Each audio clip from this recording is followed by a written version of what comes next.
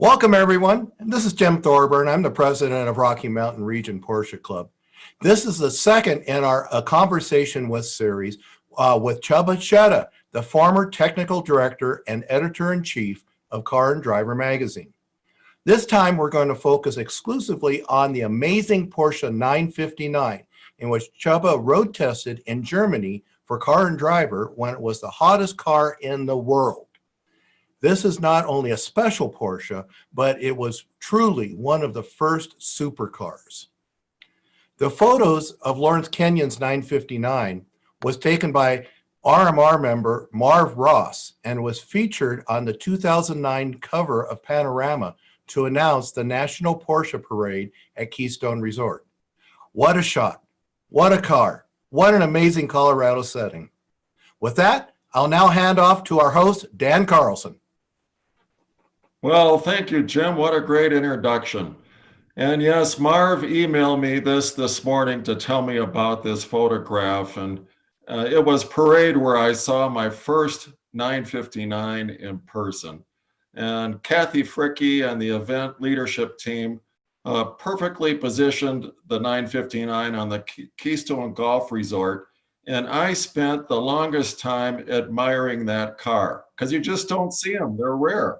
You may see one at Parade or you may see them at Rennsport Reunion, but they are incredibly rare and they are very legendary. These cars had a list price back in their day of $225,000, which was a lot of money back then, but now they're going for over $2 million on the market. And everyone wanted one. Jay Leno, Jerry Seinfeld, even Bill Gates is a car guy and a Porsche guy. He wanted one and got one, and we may talk about Bill Gates later on. So anyway, that's very interesting. It's a legend, and tonight's going to be a special night, so thank you. And next slide, please. And Jim, this slide is just for you, and how fitting it is for you to end your term as president by kicking off this program tonight. You started your presidency by doing the same thing at our very first Conversation With event with Patrick Long when Alan Benjamin and I hosted Patrick in 2018 in front of 225 people. It was, I believe, your first week on the job. So it was. How fitting for you to start and to end here tonight. You've been the best president. Well done, and thank you very much. Applause, so everyone. Thank you so much. I really appreciate it. Everybody, it's been a pleasure being the president of RMR, and I look forward to serving in various ways and helping the club however I can. All right, thanks, Jim. And now on to the show. Csaba, here we go again. Welcome. This will be another fun night for us. Thanks for all your preparation in advance, and I can't wait to have you share with everyone all your hard work here and all your experiences doing that. So here's what we'll make sure to cover tonight this evening, I should say.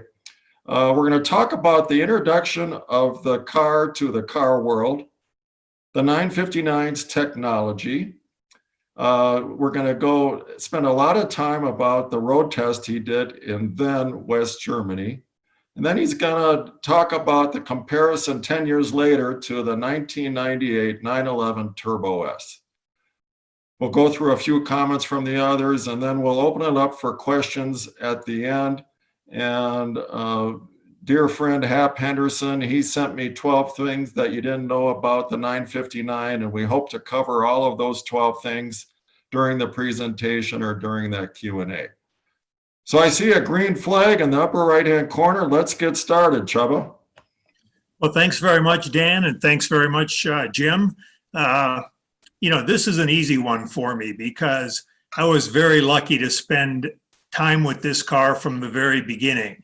This car, when it first appeared, and let's go to the next slide. This was the first of the exotic Porsches. At the time, Porsche in the early 80s, when this car appeared at the 1983 Frankfurt show, Porsche was very successful in racing. It had won Le Mans many times. The 956 was out. But the production cars were basically still mostly 911s. Of course, there was the 928 and the 924. But, these days we think of some relatively exotic Porsches. But the 959 really was the first really exotic Porsche that came out. And it's what led to the Carrera GT and the 918. And it really opened a new chapter for Porsche. Next slide, please.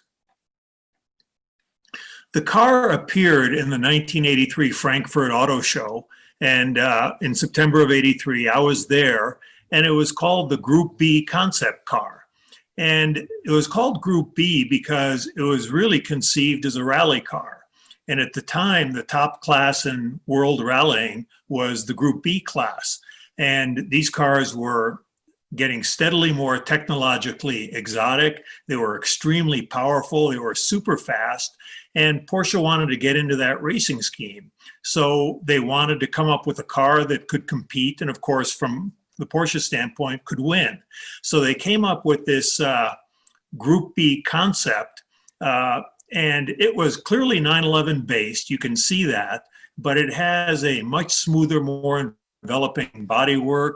It has that big basket handle rear spoiler. It had an all-wheel drive system that was very sophisticated. And it had a twin turbocharged engine for lots of power. And that's just touching the high spots. The interesting thing is that this appeared in 83. The car wasn't going to go into production for a couple of years. And especially with all the technology that needed to be developed, it took some time. And while that development was going on, the Group B cars were eliminated because they had gotten to be so fast. I remember in Car and Driver, we did a story, I think it was called The End of the Killer Bees. And they were called the Killer Bees because they had quite a few very bad crashes that killed and injured both drivers and spectators. So even though this car was conceived as a rally car, it never really did any time as a rally car because the class for which it was designed disappeared by the time the car appeared. Next slide. Here's kind of a rough cutaway of the 959, and you can see that all-wheel drive system, which, remember, these days we think of Carrera 4s and Carrera 2s, and it's understood that 911s come with all-wheel drive. Back then, there were no all-wheel drive 911s. 911s were all rear drive cars. And this was a technological experiment with four-wheel drive, in addition to the notion that with a high-powered car on loose surfaces existed in rallying, you needed all-wheel drive. And some of the interesting things about this all-wheel drive was it didn't have a center differential that was mechanical. It had a computer-controlled clutch pack. So the front-rear torque distribution could be varied considerably one way or the other in order to make it adjustable for different surfaces. You also, if you look at this, you can see dual sets of shock absorbers at each corner. And by the way, this car had control arm suspension all around, unequal length control arms. And back then, a 911 had struts in the front and semi-trailing arms in the rear. So it was a real step up in suspension geometry sophistication. It had those dual shocks because one set was basically the shock absorber and the other set was an adjustable ride height device. So basically a hydraulic ram that could increase or decrease the ground clearance of the car as needed. The 959 also had twin turbos, and the engine was based on the 956 racing engine. It was the first detuned version of that engine. And again, that was a considerable departure because if you recall, the 956 racing engine had air-cooled cylinders, but water-cooled cylinder heads. And that's because there were 4 valves per cylinder, double overhead cams. And it's really pretty hard to air-cool that kind of setup because with so much valve gear hardware in there, it's very hard to conduct the heat away. So, there were many areas where this car went quite a bit beyond any existing 911. And in addition to being an exotic, it was a test bed for future Porsche technology. Next slide. So the previous car turned into this car, which debuted 2 years later at the 1985 Frankfurt Auto Show. And if you look at it, there's a little bit more air intake and exhaust on this car because, you know, concepts are always pretty and they're designed in the wind tunnel. It's supposed to be super sleek and smooth. And then you start doing testing in the real world and you find out you've got to take air in, you've got to run it through various heat exchangers, and you've got to get it out. But still, this ended up being a lovely car, and a car that had a drag coefficient about 20% lower than a 911 of the day, a 911 SC. So let's go through in a little bit more detail on some of the exotica in this car, some of the technology. Next slide, please. Well, this is basically the very same picture, very nice car. This is at the lowest level of ride height, which I think was about 120 millimeters of ground clearance. And you could also raise it 30 millimeters and then another 30 millimeters. So when you think about an additional increment of 60 millimeters, there was about a 2.5-inch rise that was available with this car. Next slide. So there we've got the dual shocks, and I can't quite recall the reason, but the rears had a spring only on one shock. The fronts had a spring only on two shocks. But there's two things here. One of those things that looks like a shock absorber is actually the hydraulic ram that can raise and lower the car and vary its ride height. At the same time, it had a ride height sensor. So this also maintained the load regardless of how many people and how much stuff you put in the car, what the level of the fuel tank was. And that was a very sophisticated feature of the day. The other shock, which performed the conventional shock absorber aspect, that was an electronically adjustable shock, which again, today is very common, but at the time was a very rare piece of technology. And you as the driver could select a soft, medium, and hard damping setting. But in addition to those settings, whatever you selected, as the speed of the car increased, the damping also increased to maintain that level of control. And again, this is just like, PASM today. But remember, this was 23 years ago, and that type of technology really didn't exist and was very rare then. It was certainly the first time it was used on any Porsche. Next slide. You know, Csaba, let me comment here. I reached out to a few people that have touched the 959, and one of them was our Chris Cervelli. And Chris told me he drove it, but he also did some work on it. But guess what? He couldn't find parts at the local Porsche dealership. They had to come all the way from Germany. I see why now. Oh yeah, well, I'm surprised they even exist in Germany, and I suspect the 950. A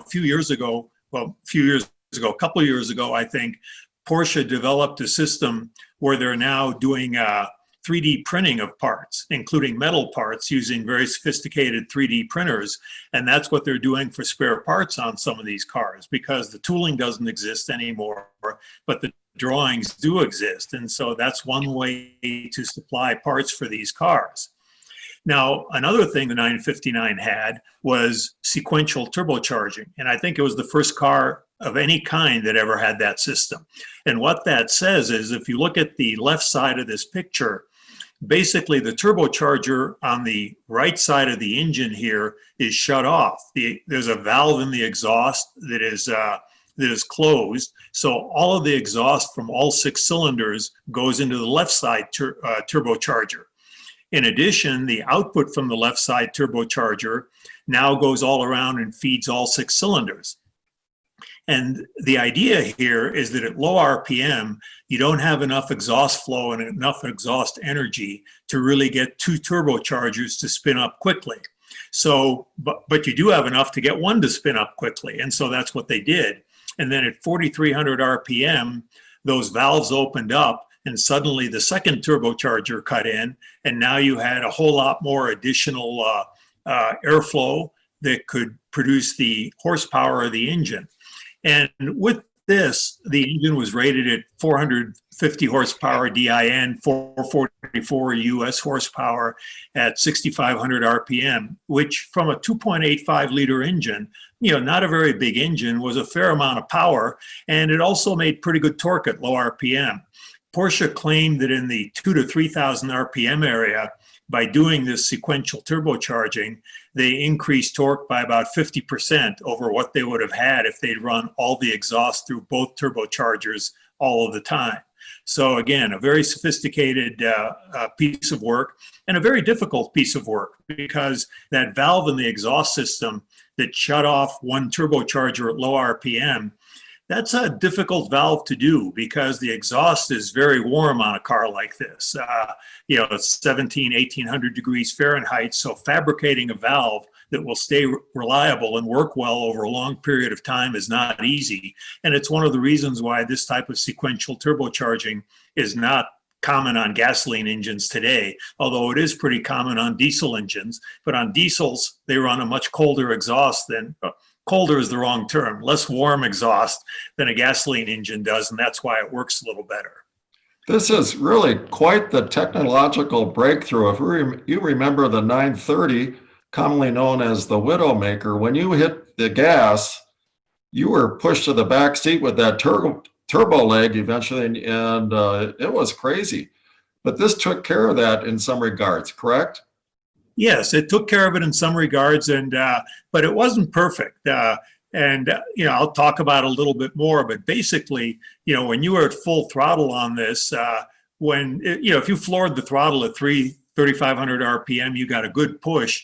But when the second turbo opened up, it felt like a second engine cut in. I mean, it was not a seamless torque curve, but it did improve the situation compared to a 930.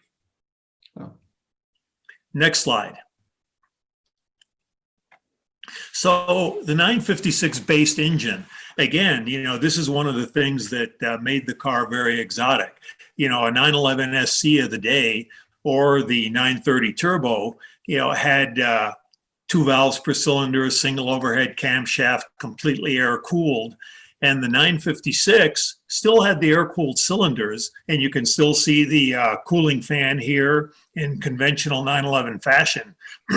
But it had water-cooled cylinder heads with 4 valves per cylinder and double overhead cams. Now, it was a little different construction than the 956. On the 956, each cylinder had its own individual cylinder head. And I believe the cylinder heads were welded to the cylinders. And this was a very durable construction that worked great for racing. It meant you had no head gasket and no head gasket to blow. But this one used a one-piece cylinder head that bolted on with conventional head gaskets, but it was still basically the 956 geometry. It was modified a little bit. And I believe that the valve sizes and the layout of the valves, the included angle and that kind of business was the same as was used on the 928 S4 of the day. So, Porsche was trying to take advantage of this technology and then transfer it to other cars. I think the 944S, the initial one, also had a very similar geometry. But again, this is one of the aspects of the car that was very exotic. And if you recall, during this time, the 930 was 3.3 liters and made 300 horsepower. This is 2.85 liters and made 450 horsepower. So, that more sophisticated racing technology and racing heritage, the higher RPM character of the engine really delivered in horsepower per liter. Next slide.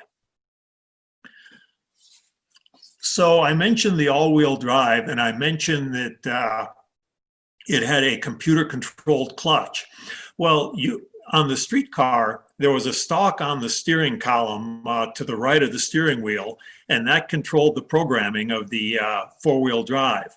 And in normal mode, the way it worked was the amount of torque that went to the front and rear axle was the same as the amount of weight on the front and rear axles. And basically, the car it was programmed to know what it weighed statically, and so it maintained that amount of torque. Now, what it also meant was if you accelerated, as we know, there is load transfer to the rear of a car when you accelerate. That's why the tail squats and the nose rises. The computer would calculate that. So if you were accelerating and suddenly instead of 40-60 front weight distribution, it was more like 30-70, it adjusted dynamically the front rear torque distribution to always maintain the amount of torque going on the axle that was proportional to the traction it had because of whatever driving condition you were in.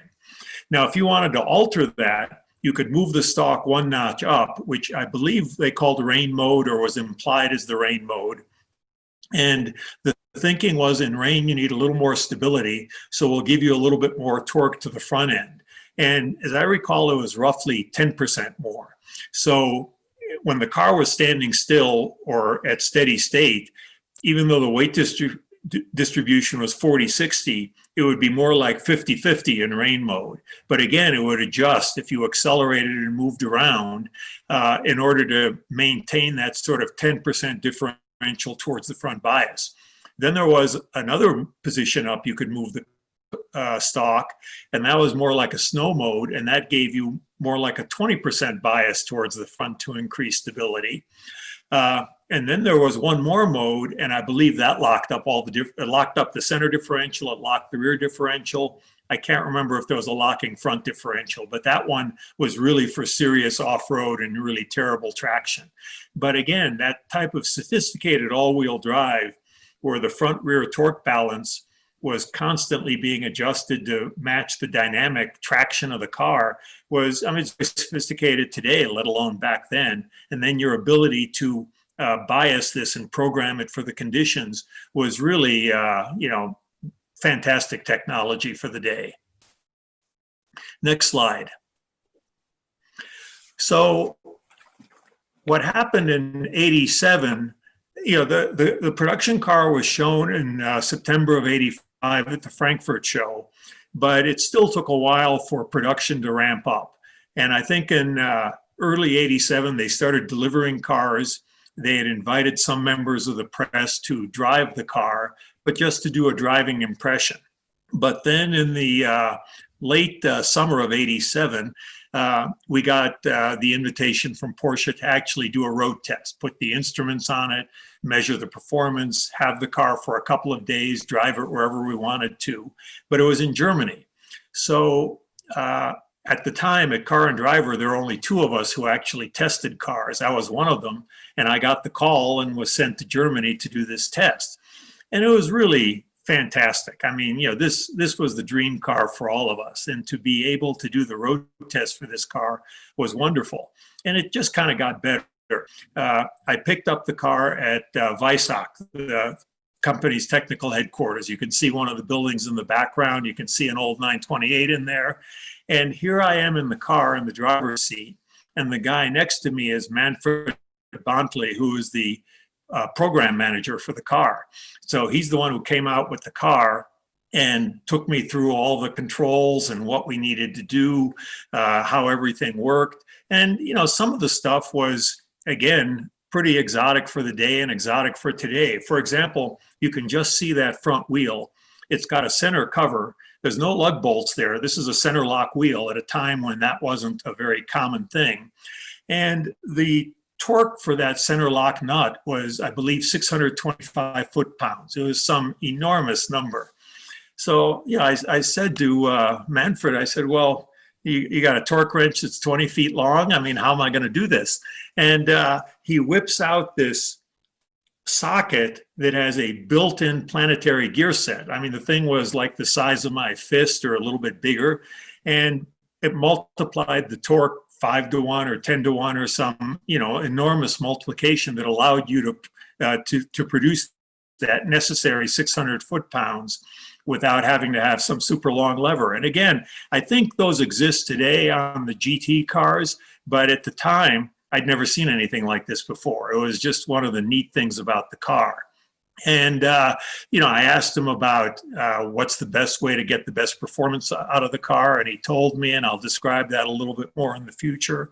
But it was just a wonderful thing to pick up the car and be told everything about the car, not by some PR guy or by some underling, but by the chief engineer on the car who knew the thing chapter and verse, and was a great guy, by the way, so it was terrific. So Next. when you first walked up to the car, walked around it and sat in it, what were you thinking? Well, I mean, I was thinking how gorgeous it was. And the other thing that struck me was how well finished it was, because, inside the car was basically a 911, so it had a pretty sensible control layout, but it was the top of the line 911. And while everything had been changed, a number of things were still the same. The ergonomics were very good, but it was beautifully finished. It was very nicely detailed. It had no kit car aspects to it, even though Porsche originally only planned to build 200 of these cars, and I think they ended up building about 330 or so. But this was not a full production car. These were hand-built cars, but it was just beautifully finished. And also, just the fit and finish of the bodywork was great. And I didn't mention it earlier, but all of this technology in the car added a lot of weight to the car. So Porsche tried to control the weight a little bit, and they redid the whole body. So the body panels on this car are all either aluminum or Kevlar reinforced plastic. And when you redo the bodywork, it may look 911-esque, but again, these panels, none of them were in common. And when you do a limited production car with a mix of aluminum and fiberglass panels, you often get pretty lousy panel fits. And there was none of that on this car. The car was just beautifully put together. Next slide. So the first thing we did before leaving Weissach, and this is part of our test procedure, but at Car and Driver, we did a number of things on these cars. We would take them to the track, measure the acceleration and the straight line speed, measure braking performance, try and get top speed on the car. But we also like to get cornering grip on a skid pad. And when we tested in Michigan or in the United States, we had test tracks where we knew we had a skid pad available and a straight line, a straightaway available, but we didn't have any skid pad available in Germany, except there was one available at Weissach. In fact, there were two of them. There was one that was 197 feet in diameter, so I think that was something like 60 meters. And then there was one that was more like 200 meters. And we did them on both. And there's a picture of me driving on the larger skid pad. And car had pretty good grip. I think it was 0.87 G on the smaller one and 0.89 G on the bigger one, which in its day were both very, very good numbers. Next slide. So here I'm trying for top speed, and this was on the Autobahn. I had no other place to do it, and we had a relatively limited time with this car. I think it was less than 48 hours. And if you look at see the tachometer, and if you look to the right of it, the speedometer needle's at 300 kilometers an hour, which, and I got it going a little faster. And the speedometer was a little optimistic, as is typical in Porsches, but I think I got it up to a true 190. And the claimed top speed of the car, which was later verified by other people, was 197. I never quite got there in this car, but we tried pretty hard to get there. We kept on running into traffic. But I'll tell you, this car was enormously stable at that kind of speed. And one of the things that struck me was not even quite that fast, but it rained shortly after we picked up the car. And I was on the Autobahn and going at a pretty good clip, like 130-ish or so. I mean, what happened in those days when you were an American and we had a 55 mile per hour speed limit and you went to Germany and you're driving someone else's car and someone else is paying for the gas, you're basically full throttle every time there's nobody in front of you trying to run high speed.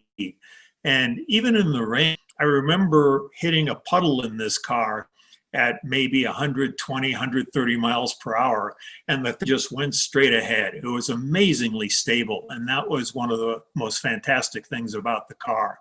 The stability was terrific.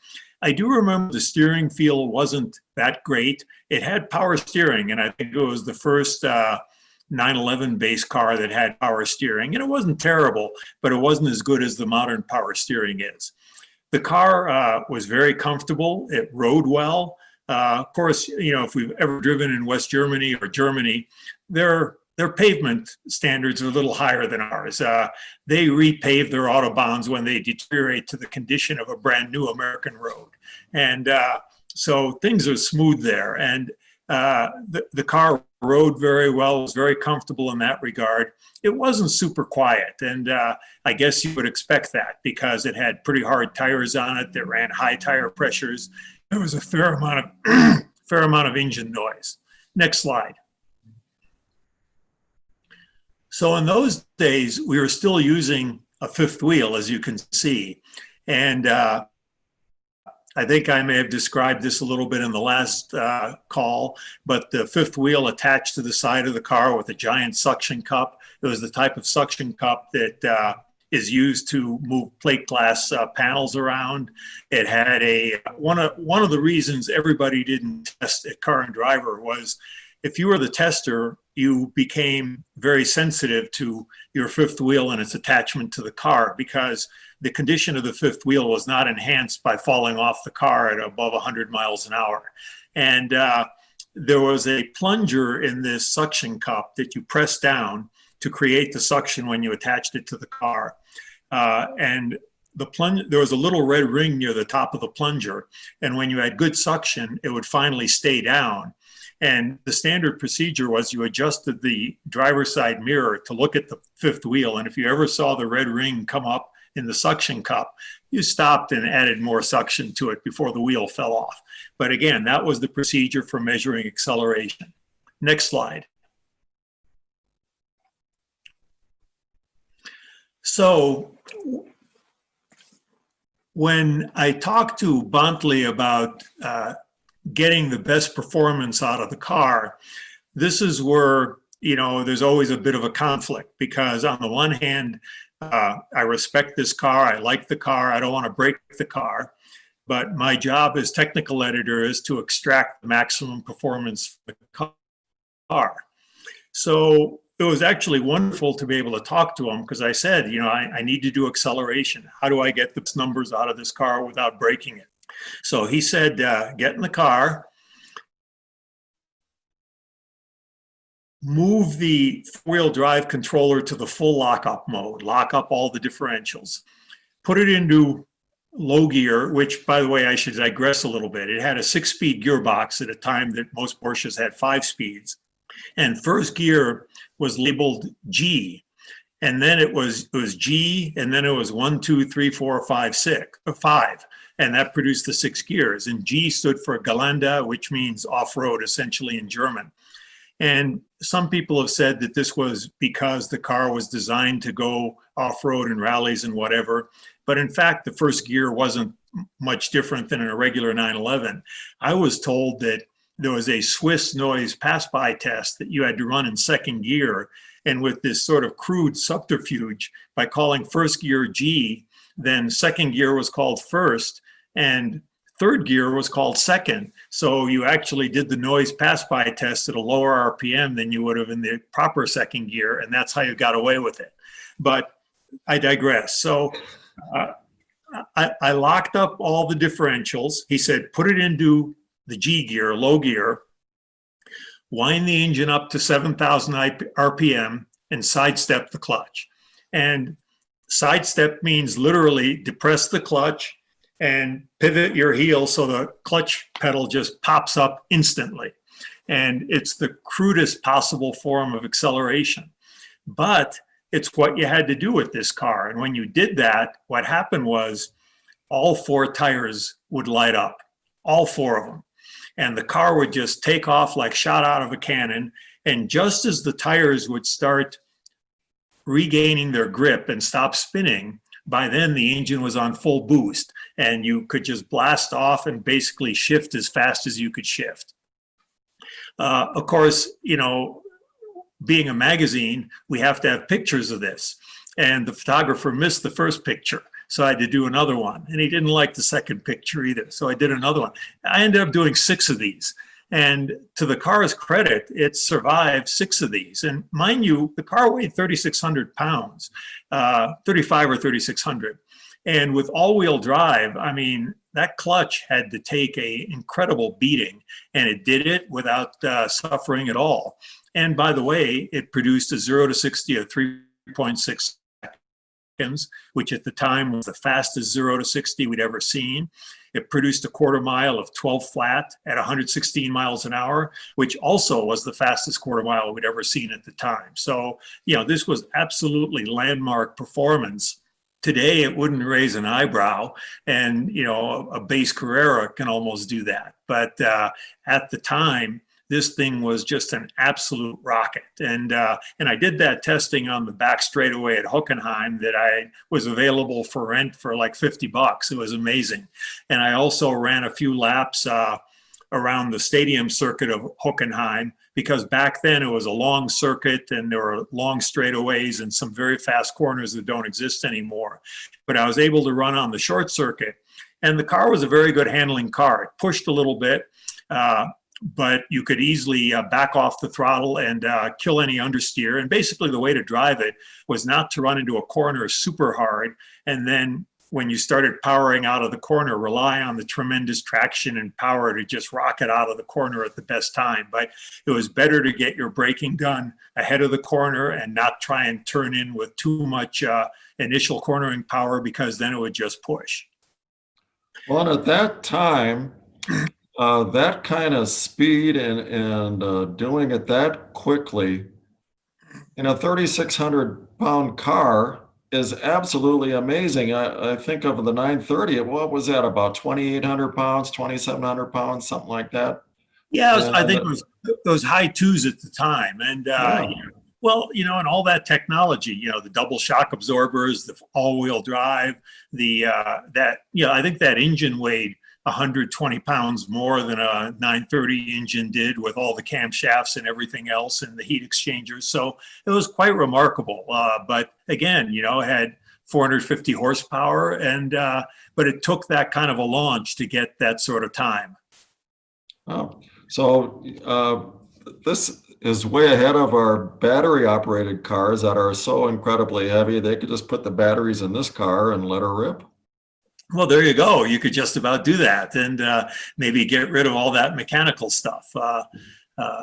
No, it was just remarkable. I mean, we had very high hopes for this car. This was the supercar to end all supercars at the time. And the funny thing was, a little bit after that, I also tested the Ferrari F40 for Car and Driver, and that was also a car in this genre, a very special limited production Ferrari.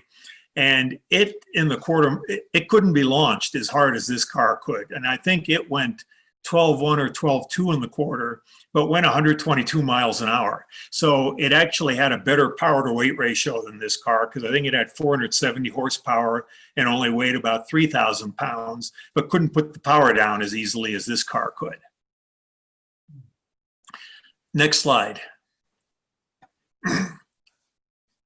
So, when I wrote this story, this was an easy one to write, because there were so many good things to explain about the car, and you could just pull out the superlatives. And basically, from the first paragraph to the conclusion, it was, I started out saying we hesitate to call any car perfect, but this was as perfect a car as a car enthusiast as I had ever driven as a car enthusiast. And I think most people who got into this car at the time would have agreed with that. And it was just totally wonderful and memorable piece of work. And, after this, you got into a regular 911 SC, and it was like you could hardly wait for this technology to work its way into the regular production cars. Next slide.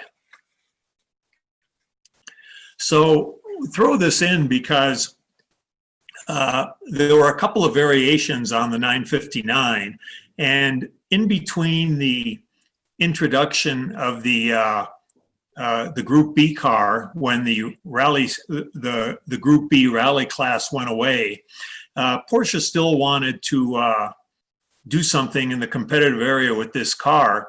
So they entered 959s in the Paris-Dakar Rally, I think in 85 and 86. And in 86, they just ran a naturally aspirated engine, kind of a souped up 3.3 liter or so. But it had the all-wheel drive. It had the jacked up suspension to make that work. And they didn't do very well. But in 86, they had a detuned version of the 959 engine. I think it was cut down by about 100 horsepower with less boost because the gasoline wasn't very good in Africa. And I think they finished first and second that year. So, I mean, the car actually did very well. And then there was a track version of the car that was considered at one point. It was called the 961. And if you look at that car on the left, you can see it looks like a 959, but it has even wider bodywork for racing tires on it. And the rear wing looks similar to the 959, but you can see that bodywork is squared off for aerodynamic reasons. And that wing has kind of a lip on it that really has an upward curl.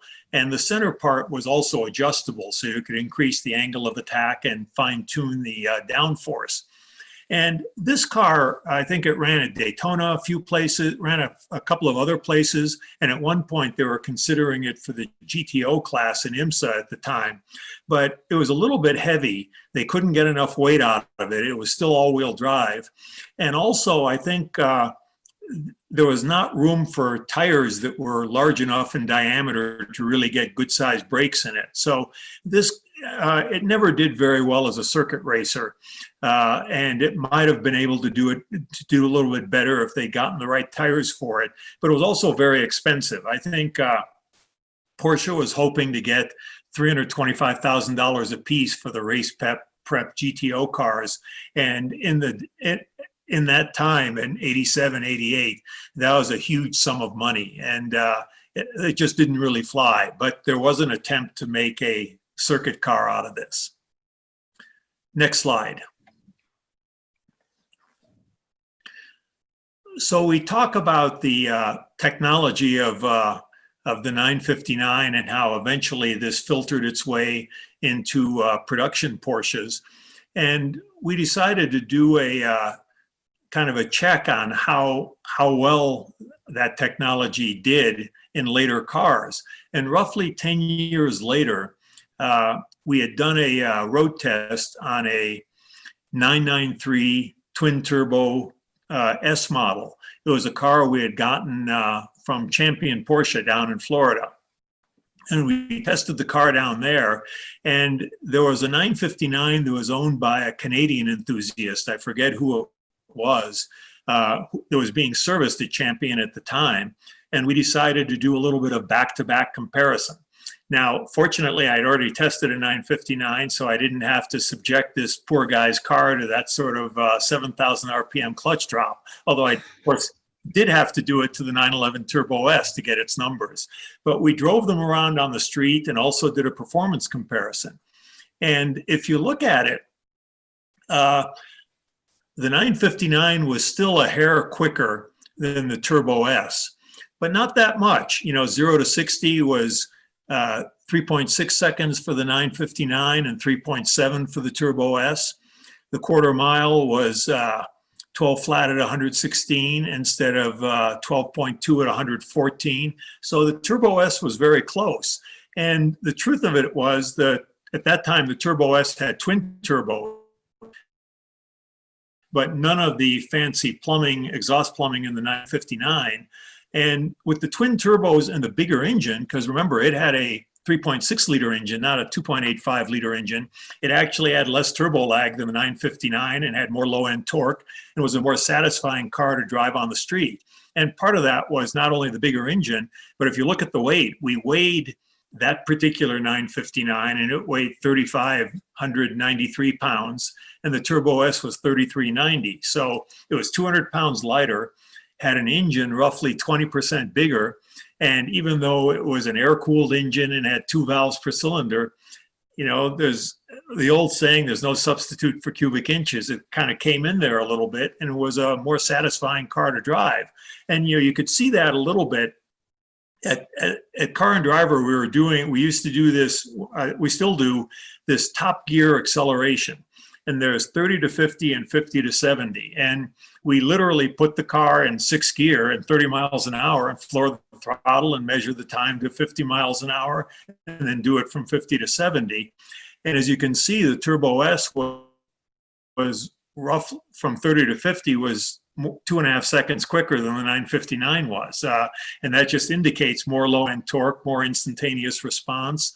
And it was over a second quicker 50 to 70. So in a mere, and of course it had all-wheel drive as well, and a simpler all-wheel drive system. It wasn't computer controlled. I think it had a viscous clutch at the time, but it worked very well. It was a great handling car. And so what I would say is within 10 years, the production 911 Turbo had essentially caught up to the 959. And of course, by now we're light years beyond that with the modern turbos and the modern regular cars. But a lot of them contain some of that 959 technology. But 10 years is 10 years. I mean, you think of a laptop, you try to get one to last 3 years and you're lucky. And for it to hold up for that long and to still compete, that's amazing. Well, no, absolutely right. And we didn't do this to denigrate the 959 in any way. It was just to see how they caught up. But, the technology marches on, and, the newer car was simply better. And by the way, I didn't even mention it. It was down top speed by roughly 10 miles an hour, but the skid pad grip was better on the new car. The stopping distance was better on the new car. So, things had really progressed in that amount of time. But of course today those 911, those 993 twin turbos are valuable. But as you pointed out, a 959 is a little valuable. We both know which one we'd rather have in the garage.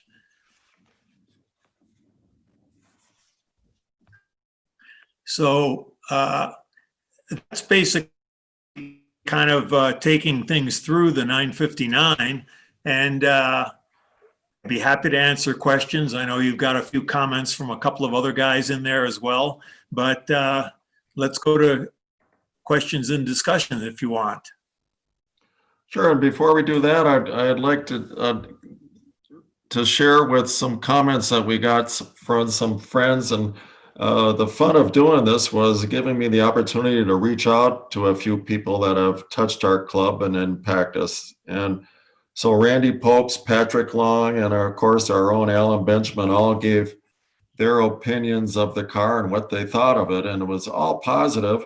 I would have to say that they're used to driving race cars, light and nimble cars, and didn't have a whole lot of seat time in this car, but they were still very impressed with the car and understand what the car is and why it was built. And even Patrick went as far as to say it's one of the few water cars, as he calls them, that they let into their Luft.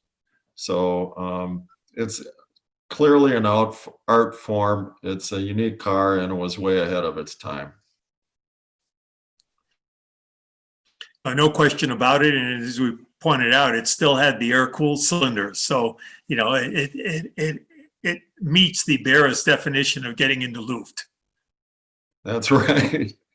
And they all said it was a cushy ride, but that's the way the car was built. So. No, and as I say, it had adjustable shock absorbers, so you could tailor the ride to what you wanted. And as you point out, these guys are race drivers too, so anything is a cushy ride for them. Well said. All right, next slide. All right, well, Csaba, thank you for that. That was a great introduction, and we can open up the questions now. Hopefully there are a number of them. Brian, you've been keeping track of them.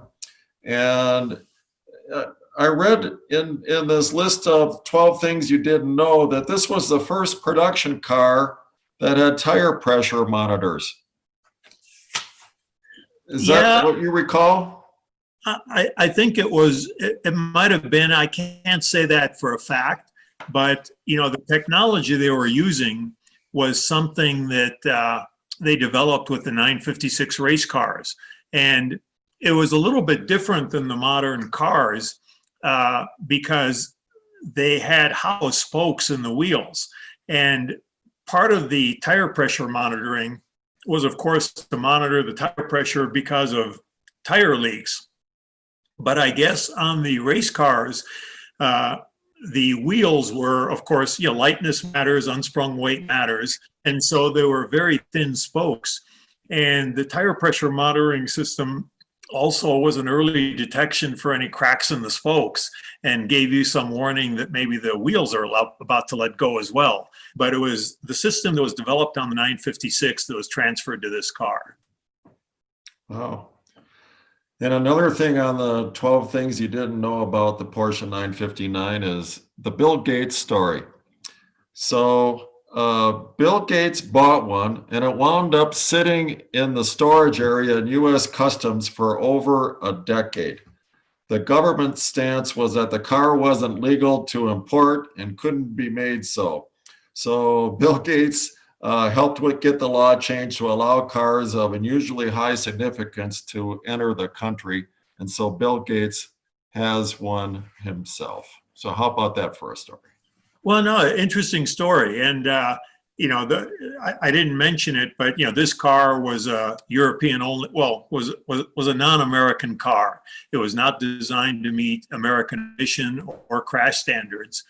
And it probably could have been up to standards. But, one thing we didn't talk about, but this car hitting in 87, it was actually not the best time for Porsche. Peter Schutz was the president then, and he was fired shortly afterwards. And this car went over budget. I think, you mentioned it was very expensive at $225,000, but demand was very high. And they probably should have sold it for $325,000 and recouped more of their development costs, which were very high on the car.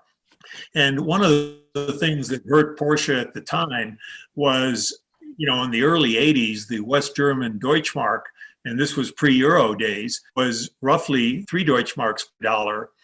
And it dropped to about 1 Deutschmark 70 in 86 or 87. And that's when 944 sales cratered because suddenly the cars got a lot more expensive and the profitability went down. And Porsche did not want to expend the resources to certify this car for the US market. And in fact, not only was it not certified, but I think at one point Porsche went out of the way and basically told the EPA that it cannot be certified.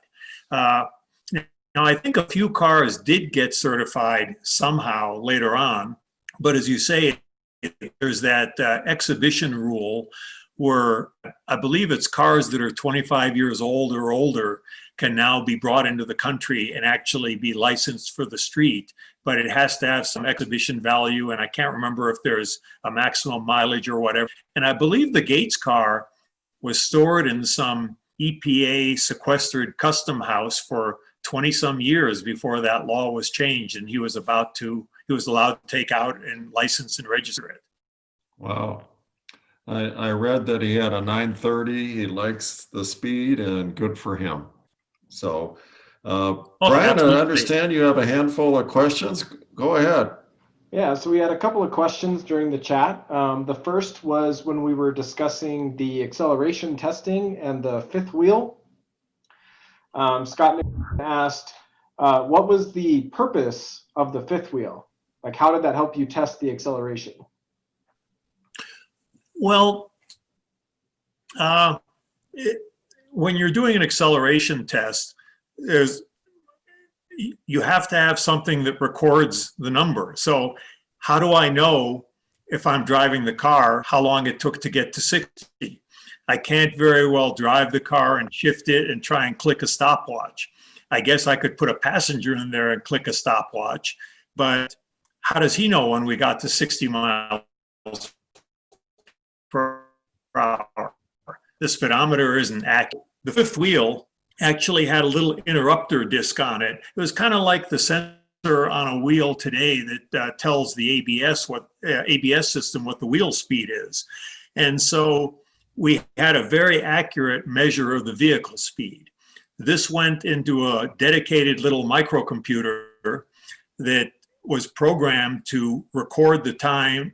Number one, start a clock when the car started rolling, and then record the times to every 10 mile per hour increment.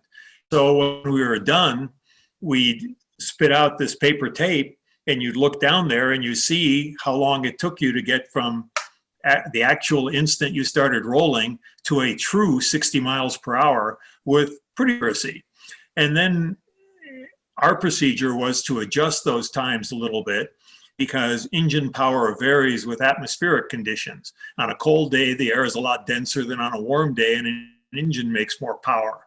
On a dry day, there's less humidity in the air than there is on a wet day, and humidity doesn't burn. So there's a set of calculations you go through to determine the amount of dry air that you have available that day. And then there's some charts you go to, and you can adjust your measured 0 to 60 and kind of correct it to a true time, because we just don't have the luxury of always testing the same weather conditions. I mean, I've tested cars at 0 degrees and I've tested them at 100 degrees. And so you need that weather correction. But it all starts from having a device that can measure the instant the car started rolling and do an accurate time to accurate speed intervals. And the fifth wheel also measured distance, so it knew exactly when we covered the quarter mile.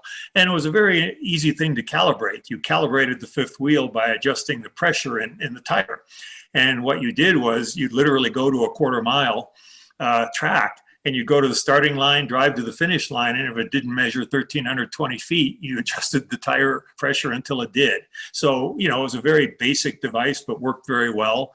And these days, the same thing, we went from a fifth wheel to an optical sensor that shined a light beam on the ground, and it bounced back and produced an accurate speed signal.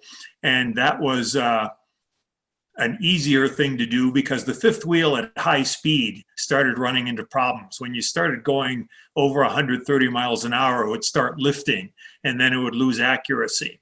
The optical sensor didn't have that problem. And today there's GPS-based instruments that are used for this purpose. But again, somewhere you need to have a device that measures the start and can accurately measure the time to certain speeds, and they have to be accurate speeds, and the car speedometer is not sufficiently accurate, and it's got all kinds of problems. So that's it. Great. All right, Brian, next question. Our next question was from Mr. Tom. He said, Csaba just said he couldn't wait to see the technology get to the street car from the 959. How did the test of the 959 and its features affect your subsequent Porsche purchases? What other Porsches did you have after testing the 959? Well, here again, I have to admit to the artifact of being a car tester. When I joined Car and Driver in October 1980, I had a 74 911 and a 73 914 2-liter. And very quickly, I realized that these cars were superfluous because at a given time, there were 15 to 25 cars at Car and Driver. And we'd come in on Monday morning, and the rule was you signed out a different car for every night of the week. And generally, it was first come, first serve. David E. Davis sometimes pushed that rule, but what could you do? But fundamentally, I drove new cars all the time, and my gasoline was paid for. And as a car tester, my job was, in theory, to know everything about every car and truck on the market, which is an impossible task. But if you're not constantly cycling through new cars, you can't even come close to that. So if I was assigned to writing a road test on anything, a Honda Accord, if I hadn't already driven a Camry or a Chevy Malibu or whatever the other competitors were, I couldn't possibly write an intelligent test on an Accord. I only had to drive these cars. And since I stayed basically within a year of joining Car and Driver, I sold my personal Porsches because I'm driving new ones periodically and new other things. And I have no car expenses, no insurance expenses, no gasoline expenses, and it was a good deal.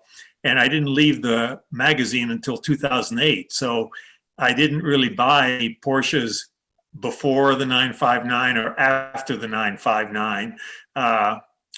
Basically, my next Porsche was my 65th birthday present to myself, and it was a 2017 911 Carrera 2, which I still have. But there was no immediate before and after because I wasn't in the car buying mode at that time.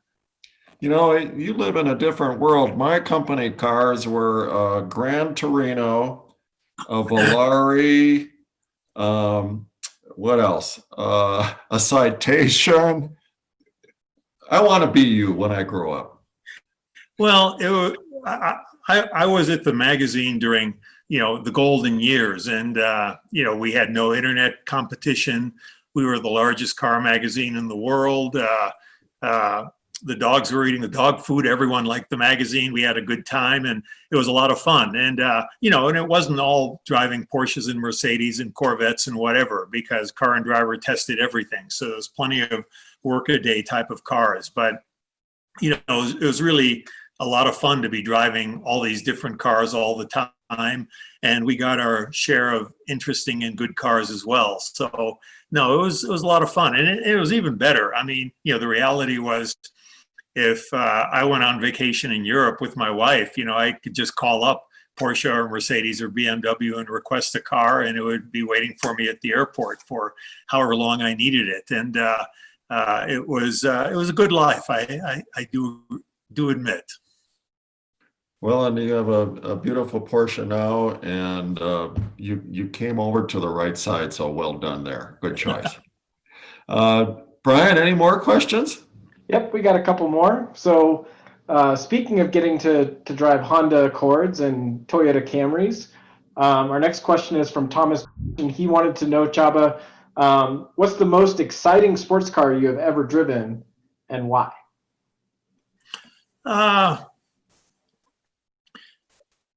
I mentioned the Ferrari F40 before. It might be the one that was the most exciting because it was one of the last of the really high performance, totally analog cars. The 959, we didn't even talk about it, but it had ABS brakes, for example, which most cars did not have in that day. And the four-wheel drive system gave it tremendous traction. The Ferrari didn't have any of that stuff. It was a mid-engine rear drive car with an incredibly powerful engine. It was relatively light. And it was a real expert's car. I mean, you got into an F40 and you were in an 80-mile-an-hour corner and you stepped into it and the boost came up and the tail came out. The thing would power oversteer at 80, 90 miles an hour. And you had to kind of be paying attention in that car. And it was tremendously exciting. I think that may be the most exciting sports car I ever drove. Good question. Next one, Brian. I have another question here. This was submitted ahead of time from our esteemed high gear editor, Mr. Tom Champion. And he says, since I own the 959's unicorn brother, the 1990 964 C4, have you ever driven a 91 964 C4 lightweight? And if so, what are your impressions? I don't think I've ever driven the lightweight version of that car. I was on the press introduction for the 964, which was in '89, I think. And, it was very unusual because that was the first four-wheel drive, all-wheel drive 911. And in fact, the car was introduced in the all-wheel drive version. The two-wheel drive version came a little later. And it was, fascinating, especially having driven the 959 to now see this technology be available on a production 911. And it was a simpler all-wheel drive system. By then, they had already simplified it somewhat. It didn't have the computer controls, but it worked extremely well. And it was an incredibly stable car. The introduction was in southern France in the vicinity of Nice. And we drove some terrific back roads and typical press car fashion, you'd pair up with another journalist, and do on an all-day drive, you'd switch on and off, back and forth, and we both spent the day kind of scaring ourselves silly because we'd be going into corners at impossible speeds that seemed impossible from the passenger seat, but from the driver's seat seemed perfectly controllable. And it was a fantastically good car. It also, was a sizable improvement in performance because it went up to 250 horsepower and 3.6 liters. A very strong car. I think it was the first Porsche that went away from the torsion bars in the suspension and went to coil springs and offered some adjustability that way. But it was a landmark car, it was a real step forward. But I don't recall ever driving the lightweight version. Very good, Brian. Any more? Yep, we just got one from Mr. Doug. This is a very Doug question. In the photo of the 959 engine, it appeared that there were dual fan V-belts with different pulley sizes. Was there a clutch system for changing the fan drive ratio? Boy, I got to look at that. Are they different sizes? They are. I don't know what that is. What I would, if I had to guess, what I would say was, and I'm not an expert on those engines, but isn't typically the alternator on the same shaft as the cooling fan? And what I would guess, if that's so, I would guess that there's a set of coaxial shafts and the fan is driven at a different speed than the alternator, or vice, and that's what you're seeing there. Because I don't think there was any method of shifting gears or shifting the fan speeds. That's what I would guess. So Csaba, I have a question, and that's on the subject of wheel and tire size. You commented briefly that it was tough to fit a racing wheel under the fender of the 959. Was there a lot of discussion then? Because I remember, that 16-inch wheels were popular and so on. Any comments there? Well, yeah, I think one of the issues was, the Street 959. As I say, that one we weighed in Florida was almost 3,600 pounds. The racing ones, I think, they got the weight down, but it still had the all-wheel drive and everything. And it was something like a 2,800 pound race car, and it needed big brakes. And I think the wheel issue was in part getting a tire large enough to provide enough grip for the car, and in part getting a wheel large enough so you could get a big brake rotor in it that would help stop this very fast and relatively heavy car.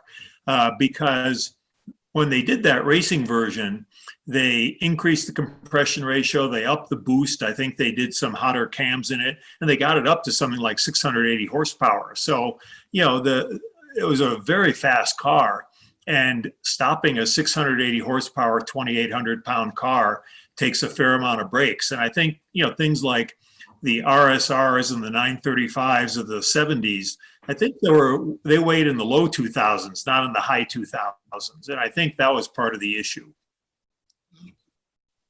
Thank you. Brian, back to you. That's all the questions that we had from the chat. I don't know if we have anybody else out in the audience that has additional questions.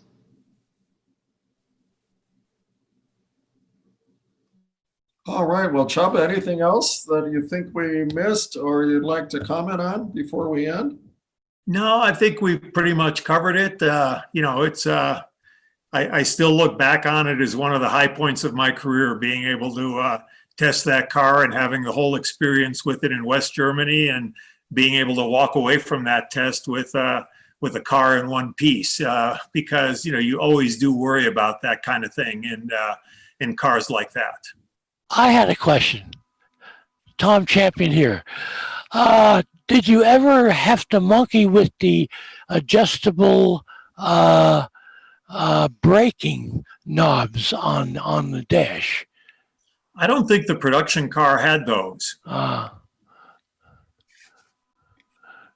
If Well, it did, I've forgotten, but I don't, I recall the adjustable suspension, the adjustable all-wheel drive, but I don't recall any adjustable brake bias. And the car did have ABS. I think it was the first Porsche with ABS. So at that point, that's kind of taken out of your hands a little bit. all right. Thank you. All right, if we don't have any more, well, I think I'll wrap her up. But Csaba, I can't thank you enough. I have such a better understanding of a legend from a legend. So thank you Truly. so much for this. We look forward to future Zoom calls with you and your involvement in the club. Some of you know that Csaba is going to be one of our driving instructor candidates. And once he's approved, I'm sure you're going to want to get in the car with him, and everyone will be fighting for that. And as well as Jim Thorburn, he's going to be one of our instructor candidates this year. So we're just thrilled that you're part of our club, want to give back and share all of your knowledge. And this has been a lot of fun for me, and a lot of fun just to get to know you. And you're quite a character. You're a straight shooter and a wealth of knowledge. So I can't thank you enough for participating with us tonight. Well, it's my pleasure. It's a lot of fun, and I look forward to being able to do this kind of thing in person and actually get out to the track again. So hopefully next year will be a better year than this one. And we have some ideas for you to be involved in some evaluations, and some texts were flying yesterday on that. So we'll put you to work. Brian Bobich, I want to thank you for being our administrator here, and Jim, of course, for your introduction. If any of you have any suggestions for topics or speakers going forward, we're all ears, like everything else. So please reach out to one of us and let us know. I know we want to do something with Chris Lennon prior to the next Pikes Peak hill climb, and to talk about his experiences going up the mountain and so on. So we're excited about that. And again, hopefully we can be doing these in person where it's even a lot more fun. So thank you, everyone, and have a great evening.